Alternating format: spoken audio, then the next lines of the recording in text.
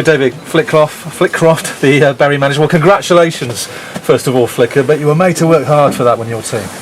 Yeah, we expected that, on Friday when we saw the new manager being put in place. You're always going to get a rise. I think what it did do, it raised expectation levels, it lifted the crowd, and it was almost, a real celebration of the manager going in the stadium. And we wanted to quell that lift that they got before the game, which we did. For 20 minutes we were outstanding, scored the 2 goals and just took our foot off the gas. And the goal they scored, give them hope, and anyone with hope, anyone who you give hope to, they're dangerous. And they didn't really threaten our goal a lot, but there were moments when they could have penetrated us but didn't. So delighted that we really stuck to task and kept a clean sheet second half. That was the remit at half time. We already had 3 points in the bag at half time, and a clean sheet got us that. So delighted with how we've defended our box at times. Nathan Cameron's come off with blood again, and he was fantastic. So delighted with the 3 points, and we roll into next week. 2-goal lead inside 18 minutes. Your team's flying, and it's not the fact you started playing any worse. They just got better, really, didn't they? No, I think we stopped doing what got us to that 18 minute spell. We was destructive in the 18-minute spell, and then we just started showboating, just took the foot off the gas. And it's a great lesson for us to understand that we were hurting them at every penetrative point. We were hurting them, and we stopped doing that. So we give the impetus to them. I don't believe they got better. We just give the impetus to them.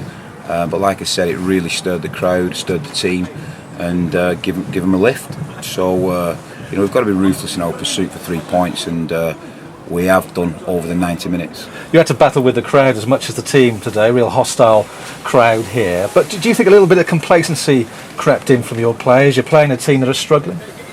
Absolutely not. I don't do complacency. It's not something that I can't stand complacency. So the players just decided to not keep hurting them, and felt as though they could just play around them instead of through them. First 18 minutes we played through them and hurt them. So we just made the wrong decisions first half. And but like I said, it's about 3 points. It was a win at all cost game, and that's what we've done. Yeah, as you say, win at all costs. I think first win in 3 games, I think I'm right in saying. So you're just outside the playoff places now on goal difference. Do you feel that you've turned a corner a little bit in the season? You can kind of go on now and build from this? We turned a corner just after November, you know what I mean? And now we're in middle of Feb. So we turned the corner a long time ago. We had a really bad November and start of December. It's a long time ago. So we've turned that corner. We're heading in the right direction, and we're moving forwards. And you face the team right down there again now, Hartlepool next week. Your thoughts on that one? I suppose again the message, like you always say, no complacency. There's no easy games. League 2 is a relentless league. It's a league that it brings up surprising results. It'll have brought some up today. I've not seen the results yet. It'll have brought some surprising results up because every team, I think I said it last week, every team has got something to play for, whether that's a promotion push, chasing the top 3, or a relegation fight. And the teams that were down at the bottom have got new managers in, got new impetus, and they're really sort of having a go down there. So they'll take points off the middle teams, the top teams, and that's League 2. So it's fascinating in the running. Thank you very much, David. Thank you. Cheers. Because it was just a mental thing, was it? Actually, you were so far on top of it. I'm thinking this could be 5 or 6. This, and it just mental, as you said, took the foot of the gas. And no, we stopped doing the right things. We knew where we to hurt them. We knew how to hurt them. We knew what we wanted to do, and for some reason the lads then started to try and play around this team, Cheltenham, instead of play through, which we did. We slid balls. We were getting crosses in. We had deep runners. Nards and Rose was really effective. Played Danny Mayer in the all and was fantastically effective, obviously, for the first goal. But we stopped sort of finding him and hitting him, and the goal just changed the complex of the whole atmosphere. I think if we get to half time at 2-0, then we ominous, but you never, and we wasn't. So no, listen, we've took the 3 points are massive, very valuable, and we'll rock out of here. Delighted that we've took all 3 points. What happened with their goal? It looked sort of sloppy pass from Huss. Should have reacted. What happened? I think Huss tried to set notes. Again, he tried to set notes. notes can possibly make a tackle. I can't really sort of picture it in my head right this minute. I need to get back on the coach and have a look at that.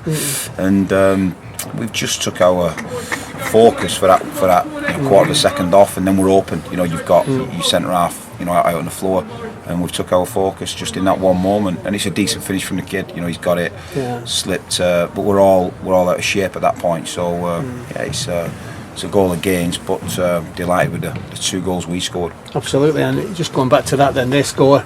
You're thinking, all right, L's on there, but he never got near Pope after that, did he? No, he's. Again, he's not had a shot to save. Has he had a shot to save for second half? No. He's not got near him. The remit second half was a clean sheet, and we take 3 points back to Bury. That was the remit. That is what the attitude, the application, the resolve that I wanted from my team, and we certainly got that.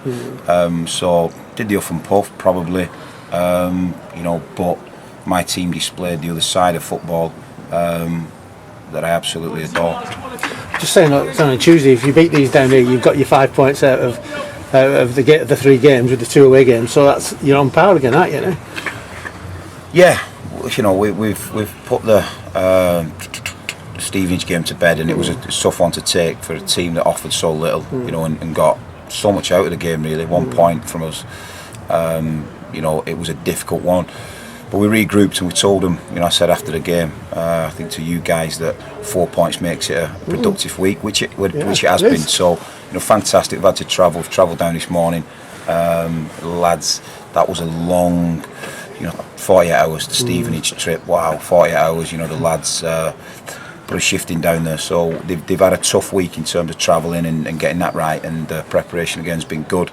And we started off fantastic here. Yeah, I mean, you did your little one point. You're going to take them apart, didn't you? Yeah, and should have done, but we didn't. And said to the players after, it's a good learning curve. If you've got a want to get better, a willingness to get better, then we learn from what we've not at times what we've not done here today. How pleasing it enough, because the 3 games you played this week, you've hardly been. I know you say we conceded 2 goals, but you've hardly been opened up at all in all 3 added together.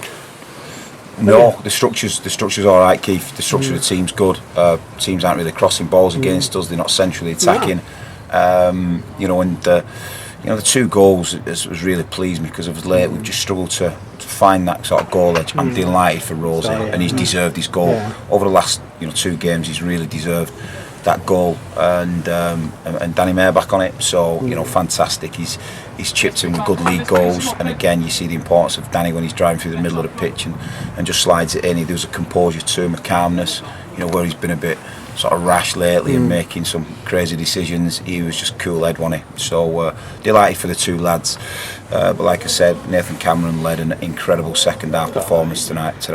I was laughing at that when they did the man of the match. I thought, well, you're going to have to get it out of his backside to go and give it him first, aren't you? I mean, wow, yeah, wasn't he fantastic? Great point. Crosses coming in, long throws coming in. He's dealt with them all, but his calmness on the ball, his composure, the way he brings things down and has time. He's a year ago, it's just looking at like a different player. Delighted with it. That was quality though, wasn't it? Everything about it. Everything was about him. Leadership, everything. Leadership, quality on the ball, quality decision making. When he buzzes you up, every day you come in and you want to improve people. He's just a person who just keeps getting better as a person and better as a football player. So it's a double positive with that kid. He buzzes me up like. And Rosie's played his first 90 minutes since November in the league. Can you believe? And so I can believe because Danny Rose, in the shift he puts in and the way he works, at times 70 minutes of that high intensity, high octane work is about what you can get from Danny Rose. And but I just felt today he had that extra 20, and you've seen him twice go down with cramp. Do you know what I mean? Covers every blade. So delighted for Rosie. I think you always get the work from Rosie, but he really deserved that goal, and he's got across his man really well. Tom Sawers, is he okay? Did I see him limping after the game? He rocked his ankle. The last kick of yesterday's training session just rocked his ankle. It come up. We was pretty really doubtful last night. This morning he's been in at 7:30 with Walshy, and it was just a bridge too far. Another 24 hours, he would have definitely been in contention. So, but he's swollen. He's come up swollen. A lot of swelling's come out. and he's puffed up. So Sawsey, it was a blow that yesterday because potentially would have played today. Sawsey's been in fantastic form, and when he's on the pitch, he gives you so many different options to where he can play.